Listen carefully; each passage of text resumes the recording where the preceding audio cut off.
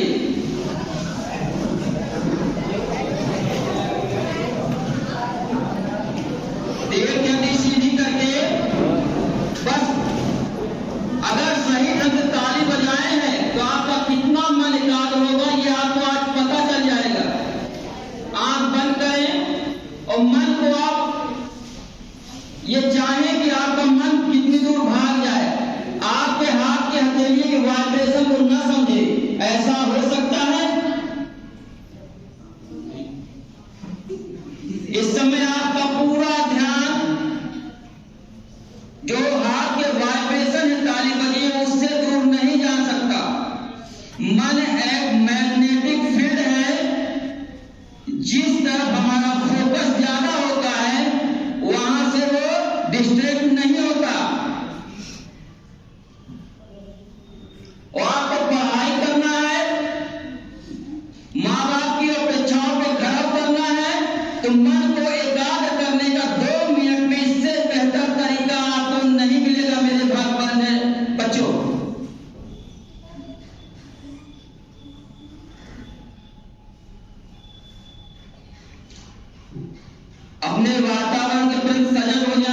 शरीर और परिसर के प्रति सजग हो जाएं।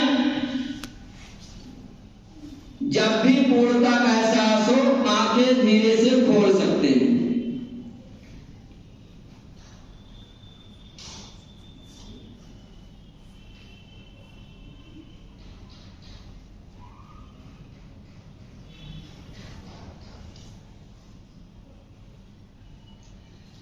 हम सभी खोल लिए हैं। कैसा लग रहा है?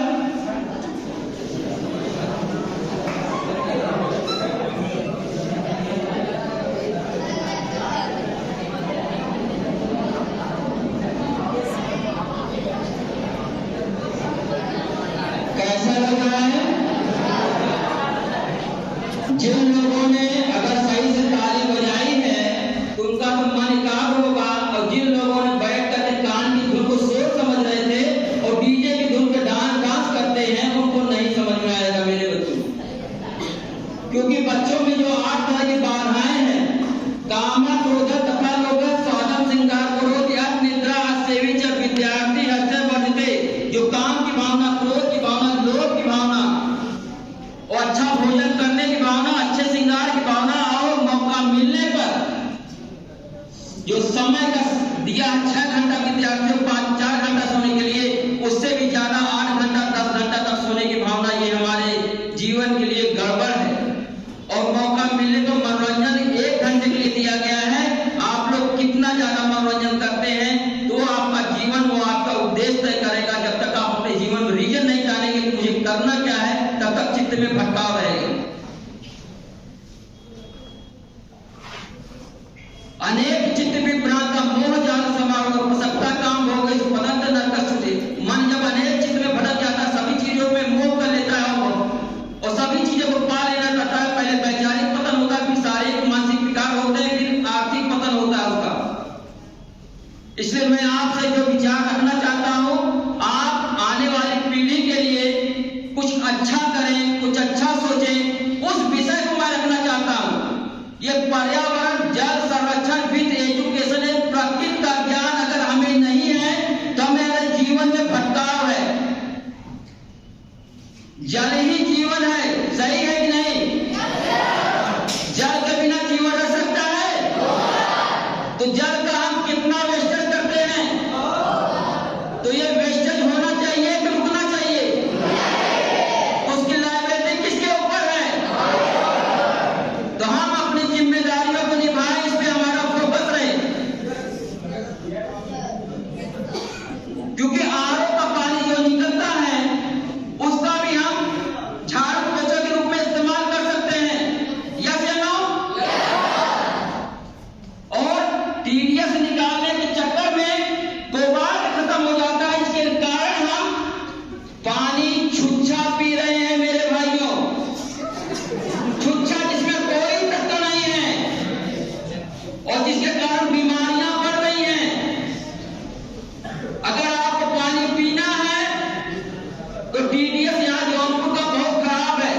700 से लेकर 1800 तो टीडीएस है। तो अगर आप आरओ का पानी इस्तेमाल कर भी रहे हैं तो आप या तो आरओ के पानी को सुराही में डाल देंगे तो उसमें काफी मिनरल ऐड हो जाएंगे। पहली प्राथमिकता मैं आपको बता रहा हूं। और दूसरी प्राथमिकता, तांबे के बर्तन में पानी डाल करके एक खीरा डाल दें और एक नींबू काट के डाल दें, उससे आपका काफी मिनरल ऐड हो जाएगा। क्योंकि नींबू में कैल्शियम होता है और खीरा इम्यूनिटी पावर को बूस्टअप करता है। ये पानी अगर 8 घंटे रह गया, सुबह आप पिएंगे तो आपके लिए 2 लीटर में इतने की उपयोगिता है, जिससे आपका इम्यूनिटी पावर मजबूत होगा। तो जल का संरक्षण करना है। जल अगर संरक्षित है, हमारा जीवन सुरक्षित है। वायु पे हमारा बस नहीं मेरे भाइयों है, क्योंकि हम अपनी भौतिक ऐश्वर्य समृद्धि में दिने दिन पेड़ काटते जा रहे हैं, लगाते कम काटते जा रहे हैं। सरकार इस पे उदासीन है। करोड़ों रुपया खर्च करने के बाद भी एक पेड़ पल्लवित और पुष्पित नहीं होता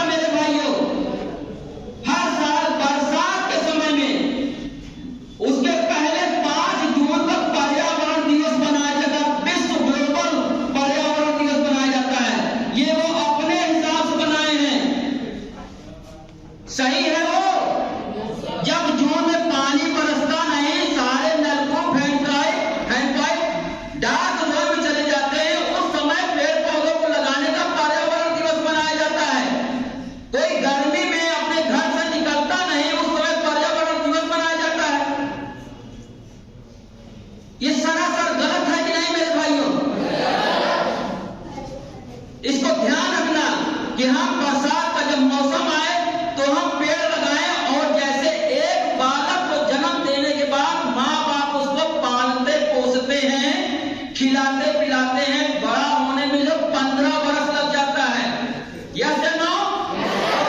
उसी तरह एक पौधे को हम खाद पानी देकर के बड़ा करने की जिम्मेदारी लेंगे, तभी पर्यावरण को हम सुरक्षित कर पाएंगे, तभी हम हवा को लाभ दे पाएंगे, वायु को शुद्धता को पा सकते हैं।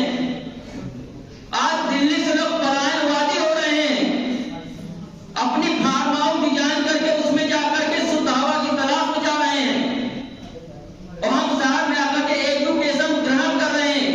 एजुकेशन ग्रहण नहीं कर रहे मेरे भाइयों, शिक्षा की एक जानकारी लेके उस पद की डिग्री प्राप्त कर रहे हैं। उससे भी कठोर सत्य है कि हम माँ बाप को पैसे लेकर के स्कूल में भी आते हैं और कोचिंग में भी पढ़ने जाते हैं, रटंत विद्या को पढ़ते हैं। तो सोचिए मेरे भाइयों, 99% सीबीएसई बोर्ड के बच्चे पाने वाले देश की कितने आगे ऊंचाई पे ले जा सकते थे? क्या उनकी समझ हमसे ज्यादा है? वो भी रटंत विद्या में मेरे भाइयों, मेरे नौजवान छात्र और छात्राओं, अभी नहीं, अभी आधा घंटा। और आप हमारे देश के उज्जवल भविष्य हैं। तो हम चाहते हैं कि आप अपनी जिम्मेदारियों को समझें, पानी को हम अपना सही करें, इस पे हमारा ध्यान हो। भोजन भी हमको सही कर सकते हैं कुछ हद तक, बहुत ज्यादा नहीं कर सकते। तो मुझे कुछ बोलना है, यानी जल ही जीवन है और वायु ही जीवन है। वायु पे हमारा बस नहीं है, क्योंकि हम शहर में अंधाधुंध शहरीकरण में प्रवेश कर गए हैं, भौतिक चीजों में आसक्त हो गए हैं, इसलिए वायु पे हमारा बस नहीं है। कौन है जो अपने घर में गमला और हरियाली बना सकता है? किसी के घर में तो एक कमरा होगा, किसी के अपने होंगे, कुछ लोग होंगे अगर अपने यहाँ गमला कुछ हरियाली लगा रहे हैं तो बहुत बड़ी बात है, बहुत अच्छी बात है। तो हम खाली यहाँ से एक अपील करना चाहते हैं, क्योंकि यहाँ पे शहर के बच्चे हैं और शहर के रहने वाले हैं, तो हम इतना ही कहना चाहेंगे, प्रधानाचार्य महोदय और राकेश जी और यहाँ पे शिक्षक बंधु, जिस जगह पे हम रहें उस जगह पर बरसात का जो पानी आता है उसको तो हम स्टोरेज कर ले। अब ये जान ले आप, पूरी दुनिया में समुद्र 3 हिस्से में है, एक हिस्से में पृथ्वी है, क्लियर है ना? तो समुद्र के ताप से ही वर्षा होती है, ये चीज पहले जान लिया। उसका जो गर्म भाप निकलता है वो वाष्पित होकर के उससे ज्यादा हमें बरसात के रूप में देता है। और एक कठोर सत्य और आप जान ले, 97% पानी, पूरा आंख खोल करके ध्यान सुन ले, 97% पानी पूरा समुद्र में जाता है। 2% पानी नदियां, नाले और ग्लेशियर उसको ले लेते हैं, उनमें वो करके चला जाता है। मात्र 1% पानी जो है उसका भी हम संचयन नहीं कर पाते, जिसके कारण ये इतनी गंभीर समस्या आ रही है पानी की। और पानी की समस्या धीरे धीरे गंभीर बढ़ती जा रही है। सरकार पर्यावरण के प्रति उदासीन है और हमारे जिम्मेदार नागरिक लोग सरकार से उम्मीद करते हैं, जब तक सामाजिक सहभागिता नहीं होगी सरकार भी कुछ नहीं कर सकती। मेरे भाइयों, सरकार में हमारे जैसे ही लोग तो गए हैं, यस या नो? तो इसलिए मैं इस विषय में 1 मिनट के लिए रोकूंगा, खाली इतना ही कहना चाहता हूं, जिंदगी जीना आसान नहीं है, जिंदगी जीना आसान नहीं है, और बिना संघर्ष के मनुष्य महान नहीं बनता, बिना संघर्ष के मनुष्य महान नहीं बनता। जब तक न चोट पड़े हथौड़े की, पत्थर भी भगवान नहीं बनता। कितनी चोट पड़ते हुए उस पत्थर पे तब जाकर उसको एक आकार दिया जाता है। उसी तरह आंख को गढ़ने के लिए अगर आप मन को थोड़ा एकाग्र करके थोड़ी ऊंचाई छू सकते हैं, तो अपने देश के समाज के लिए कुछ कर सकने की भावना रहेगी तो बहुत कुछ कर सकते हैं। एक कहावत है, कमाल जिंदगी है अपनी आंखों में बस होना, थोड़ी सी जरूरत होती तो क्या कुछ कर नहीं सकते। इसको ध्यान रखिए।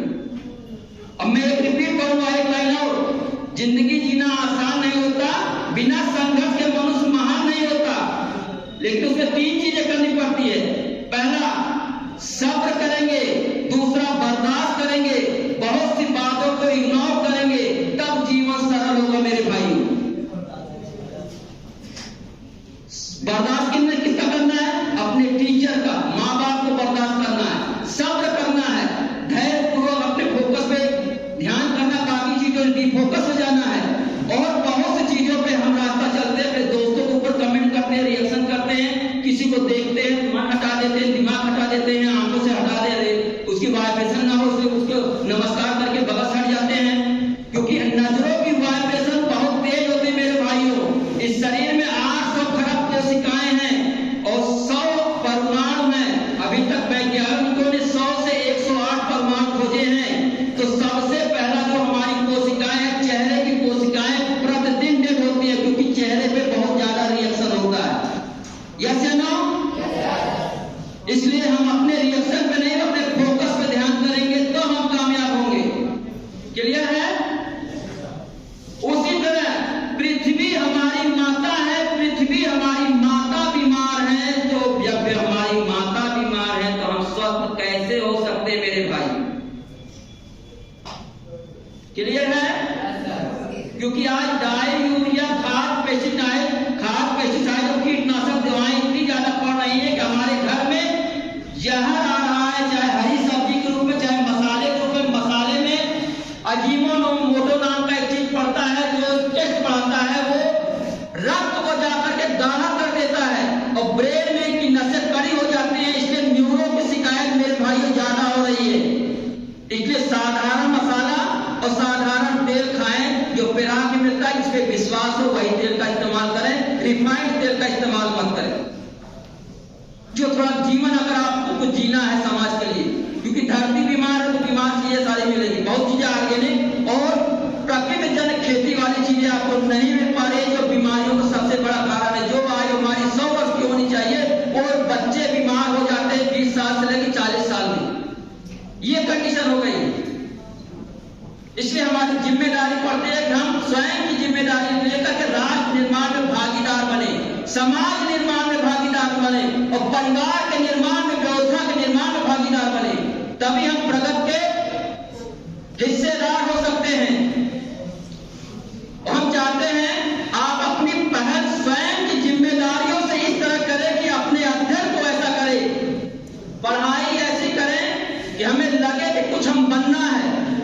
माँ बाप की थोपी हुई चीजें, टीचर की थोपी हुई चीजें आपके दिल पे असर नहीं करेगी। आपकी जो रुचि है उस पर पढ़ के आप आगे दिखाइए, ये आपके लिए कल्याणकारी होगा।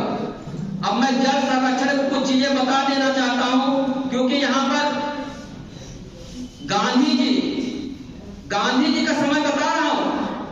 अपने समय में छत के नीचे अपने जो जमीन है उसमें 1 लाख वाटर स्टोर करने की क्षमता उस समय उन्होंने बनाई हुई थी। उस पानी को वो साल भर पीते थे। तब इतने हमारे यहाँ फिल्टर करने की व्यवस्था नहीं थी। वो छत का जो मुहाना रहता था वहां पे चूने की बोरी रख देते थे। जब बरसात का पानी आता था चूने से होकर के निकलता था, पूरा फिल्टर होकर जाता था। उस पानी को वो साल भर इस्तेमाल करते थे।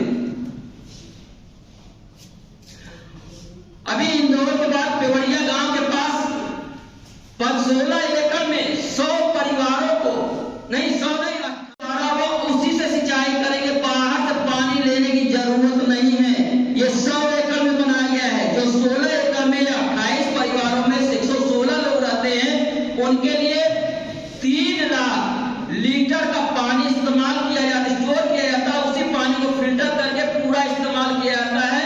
वहां के अभय दहिया जी हैं, इस प्रकृति के विश्व मुक्त किचन पे काम कर रहे हैं। वो 18 परिवार डॉक्टर, इंजीनियर, अच्छे पदों पे है। वो खाली शुद्ध जीवन जीने के लिए और बिना नौकर के अपने सहयोग से उस आयोजन को चला रहे हैं। और 128 परिवार मिलकर के 100 एकड़ वहीं से पेवड़िया से 20 किलोमीटर दूर जनकपुर है, वहां पे 100 एकड़ में जमीन को विकसित कर रहे हैं, तालाब बना लिए हैं, गौशाला बना लिए हैं। इस तरह के कार्यक्रम फार्म हाउस डिजाइन हो रहे हैं, प्रकृति के सानिध्य में हम जी सके। जब जल ही नहीं रहेगा मेरे भाइयों, तो हमारा जीवन क्या रहेगा? पहले वही लोग परिवार जब बसते थे जहां नदी होती थी और नदी के किनारे बसते थे, तो वहीं शिक्षा समाज समग्र विकास होता था। जैसे जैसे हमारे यहाँ टेक्नोलॉजी हुई, पानी की व्यवस्था हुई, हम अन्यत्र जगह भी विकसित हुए, अन्यत्र जगह विकसित तो हुए, लेकिन पर्यावरण, अब पर्यावरण हम शुद्ध शब्द सामने रख देते हैं। जो हमारे पर्या यानी आवरण जो हमारा है, अगर उसमें पर्यावरण में ऑक्सीजन नहीं रहेगा मेरे भाइयों, तो आप देखिए पर्वत पे जाने के बाद 800,000 मीटर ऊंचाई पे जाने पर लोग ऑक्सीजन लेके चलते हैं, यस नो?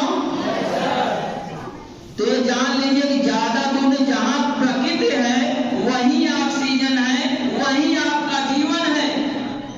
अभी एवरेस्ट पर्वत पे लोग जाते बिना ऑक्सीजन के मर जाते हैं, यस नो? तो हमने अपने जीवन को सुरक्षित और संवर्धित करने के लिए जगत शाश्वत सब संतुलन के सिद्धांत को अपनाना पड़ेगा। वो हम स्पीड में अपने आप के सामने विचार रख देते हैं। वायु का संतुलन है, पेड़ पौधों को लगाना है, पर्यावरण संतुलन रहेगा अगर पेड़ पौधे हम लगाएंगे। हमारी नैतिक जिम्मेदारी है, सरकार तो बाद में, लेकिन हमारी सामाजिक जिम्मेदारी है, सामाजिक दायित्व का निर्वहन करेंगे। यस, आवाज नहीं आ रही है? और जल जितना हम लेते हैं पृथ्वी से उतना रिचार्ज करें, ये हमारी जिम्मेदारी है। हम कोई भी पानी वेस्ट ना होने दें, हम अपनी स्वयं की जिम्मेदारी लेते हैं। जब गली से निकलते हैं कोई नल खुला रहता है तो बंद कराते हैं, और नहीं होता तो व्यवस्था कराते हैं। इतनी जिम्मेदारी है पानी वेस्टेज न जाए, क्योंकि बिना पानी के हमारा जीवन नहीं है। और ताप संतुलन यानी पेड़ पौधे नहीं रहेंगे तो सीधे अल्ट्रावायलेट किरणें आएंगी जो हमारे शरीर को रुग्ण और बीमार कर देंगे। ताप संतुलन का होना जरूरी है। ऊर्जा संतुलन और पृथ्वी संतुलन। पृथ्वी में हमारी उर्वरा शक्ति रहेगी अगर हम गाय के गोबर खाद का इस्तेमाल करेंगे। जीवामृत बनाया जाता है, उसमें नीम की पत्ती, गाय का मूत्र और मिट्टी, बरगद के पेड़ के नीचे की मिट्टी और तमाम चीजें गुड़ डाला जाता है। ये नेचुरल जीवामृत होता है। जीवामृत का उपयोग करेंगे तो हमारी पृथ्वी में मृदा शक्ति बढ़ेगी, और मृदा शक्ति मेरे भाई तभी होती है पृथ्वी से 6 इंच की जो भूमि होती है वही उपजाऊ होती है, उसी में उर्वरा शक्ति रहती है, उसके नीचे नहीं रहती। जो 6 इंच से 7 इंच उसको हम मजबूत कर लें। क्लियर है? और ऊर्जा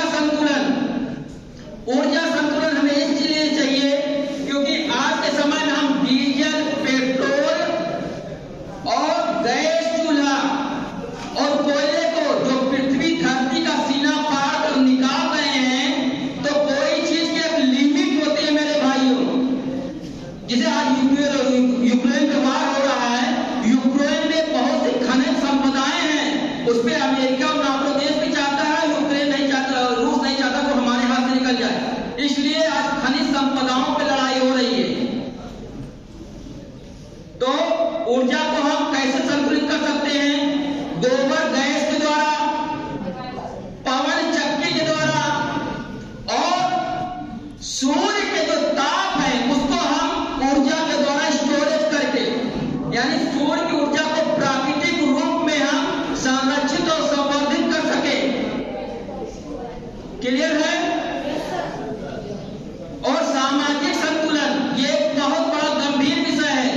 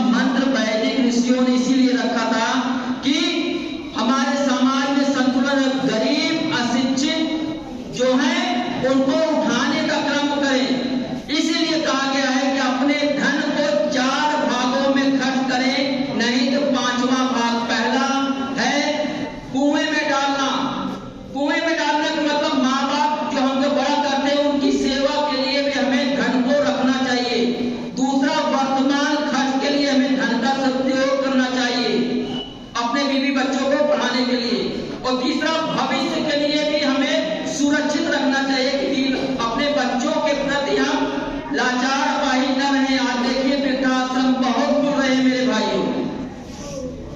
और चौथा है, कुछ दान दें अपने कमाई का 10% 20% अगर हम सामाजिक संतुलन जरूरतमंद को देते हैं तो वही दान कहलाता है मेरे भाइयों। क्योंकि दान की परिभाषा है जो हम ग्लैमर में आज इतनी संस्थाएं, आटा mill, Ramdev, Rotary club, Lions club, तमाम सैकड़ों संस्थाएं हैं। उन संस्थाओं के बीच में समाज में अभी गरीब मरता है और ज्यादा करके तो आज खा के बीमार होकर मरने वालों की संख्या है मेरे भाई। इसको ध्यान रखिए। इसलिए दिनचर्या और प्रकृति अपनी जान करके भोजन करना चाहिए। ये बहुत पूर्ण विषय, कभी मौका मिलेगा कहेंगे तो हम बात पित्त कप पे अच्छी बातें रख देंगे। इसलिए मेरे भाइयों सामाजिक संतुलन बहुत जरूरी है। अगर सामाजिक संतुलन नहीं रहेगा, बेरोजगारी बढ़ेगी, भ्रष्टाचार बढ़ेगा और काला धन वापसी पे आज भी सरकार मौन है। क्लियर है कि नहीं? इसलिए सामाजिक संतुलन में मानव जीवन का एकमात्र उद्देश्य मानव सेवा है। और जो मानव सेवा से वंचित है तो समझिए कि समाज के लिए भी वंचित है। सबके लिए सोचना, सबके साथ बराबरी का व्यवहार करना, यही समाजवाद है। हम सुखी, हमारा पड़ोसी भी सुखी, तभी हम समाज को प्रगति के पथ पे ले जा सकते हैं। तो विषय बहुत था, अभी मेरे पास विचार भी थे, तो मैं इतना ही कहना चाहता हूं कि पर्यावरण का जो विषय था मेरे पास कम से कम 40 मिनट का था और समय हो गया है। इसलिए मैं समय का ध्यान रखते हुए और चाहता हूं प्रिंसिपल साहब अपने उद्बोधन से कुछ अपने विचार रखें, लेकिन इतना ही कहेंगे मेरे भाइयों,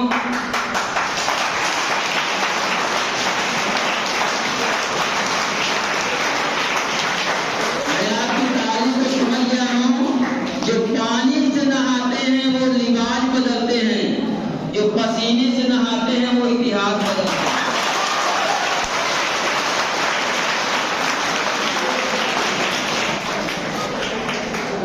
बहुत अच्छा। आज पर्यावरण संगोष्ठी के अवसर पर हमारे बीच में दो विशिष्ट विद्वान पधारे हुए हैं। आप सभी लोगों ने उनका उद्बोधन सुना। अभी जितेंद्र प्रताप सिंह अपना उद्बोधन दे रहे थे। इनकी ज्ञान का इनका भंडार है वह असीमित है। तो जितेंद्र जी को सुनने के लिए 1 घंटा 1 दिन कम पड़ेगा। कई सत्रों का आयोजन किया जाए तब जितेंद्र जी की बातें पूरी हो पाएगी। तो जितेंद्र जी ने अपना कीमती समय दिया।